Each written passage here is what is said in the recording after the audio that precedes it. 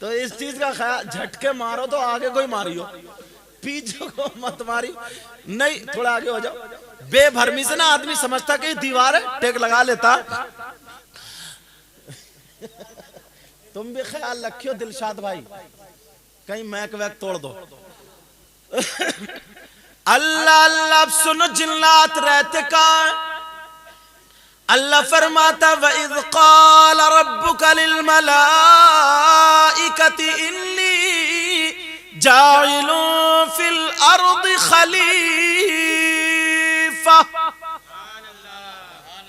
پوری آیت پڑھو گے نا تو انسانوں سے پہلے اس دنیا میں جناتی تھے. کون تھے بولو؟ اللہ نے، ہاں اللہ نے ایک جماعت بھیجی فرشتوں کی، اور بھیجنے کے بعد ان جنات کو اتنا مارا، نکالا، خوریزی کی، سب کو بھگا دیا. تھوڑے موڑے بچے وہ کہاں چلے گئے؟ جنگلات میں، بیابان میں اور پہاڑوں میں. 3 جگہ. کہاں پر بولو؟ جنگلات، بیابان اور پہاڑ. 3 جگہ پر چلے گئے.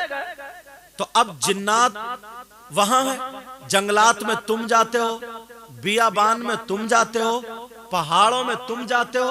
تمہیں جنات چپٹتے نہیں، اور اسے آٹا گونتے گونتے جنا گیا. سوچنے کی بات ہے. مگر کسی نہ کسی پہ تو ہے. آیا کہاں سے؟ سنو، حضرت امام جعفر صادق رضی اللہ تعالیٰ عنہ ارشاد فرماتے ہیں اگر کسی کے گھر میں ڈول ڈماکے بجتے ہو، اگر کسی کے گھر میں گانے مزامیر بجتے ہو، وہ والا پروگرام چلتا ہو، تو حضرت امام جعفر صادق کہتے ہیں 70 میل ادھر اور 70 میل ادھر، 70 میل ادھر اور 70 میل ادھر، چاروں طرف سے 70 میل سے شیطان وہ ڈھول ڈما کے گانے بھانگڑے، ان کی آواز سن کر کے آ جاتے، جنات آ جاتے، خبیث آ جاتے، اللہ اللہ یہ سارے لوگ آ جاتے. اب بتاؤ وہ پروگرام ہوتا، اس میں آنے والی کوئی ہماری بہن ہے، کوئی بچی ہے، کوئی عورت ہے. اب وہ صاف ستھری تھی مگر اس شادی میں آئی یا اس پروگرام میں آئی اچھی بلی تھی. اب وہ جناتوں کا ڈیرا بن چکا تھا. اللہ اللہ کسی پہ جن کی نظر، کسی پہ بھوت کی نظر، کسی پہ خبیث کی نظر.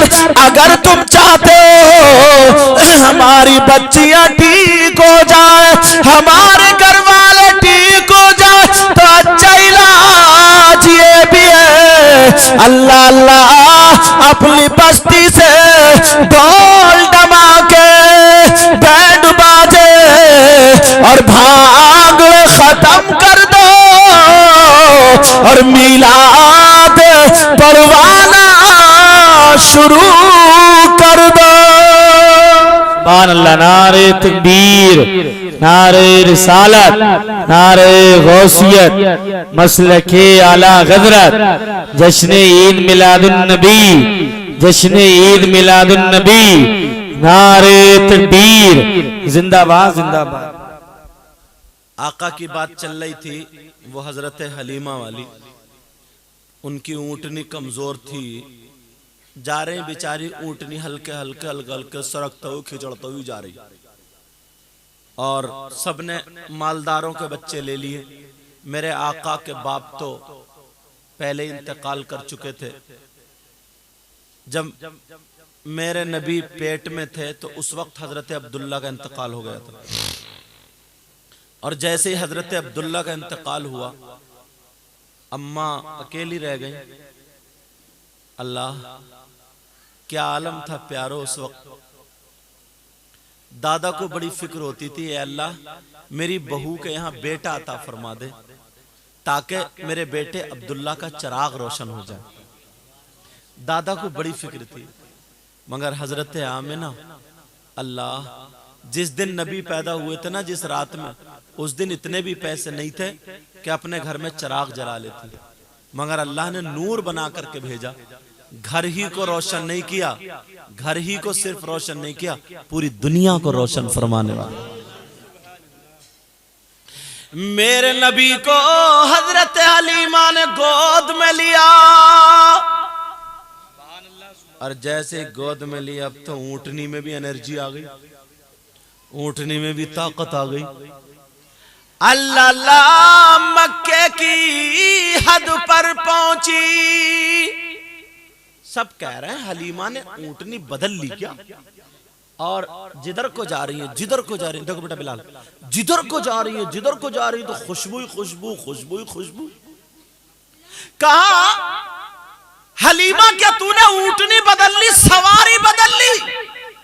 کہ سواری نہیں بدلی ہے، سوار بدل گیا ہے.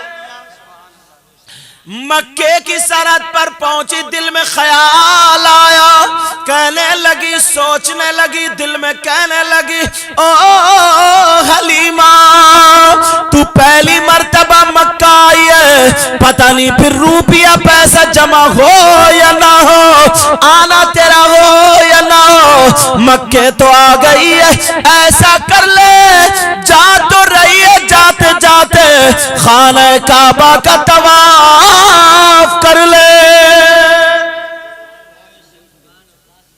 ہاں ہاں ضرورت، ہاں بے تکلف. اب ضرورت تو ضرورت ہی ہے، سمجھے. حضرت حلیمہ آئی تو نبی گود میں تھے، چھوٹے سے تھے، کپڑا ڈھکا ہوا تھا. ادھر آئیں تو کعبہ ادھر، ادھر آئیں تو کعبہ ادھر. اب جو اصلی بات بتانے جا رہے ہیں وہ سنو. حضرت حلیمہ نے سوچا، توجہ ہے نا، توجہ میری طرف دیکھو، میری طرف دھیان دو بیٹا، تھوڑا ہلکے بولو. حضرت حلیمہ نے دیکھا،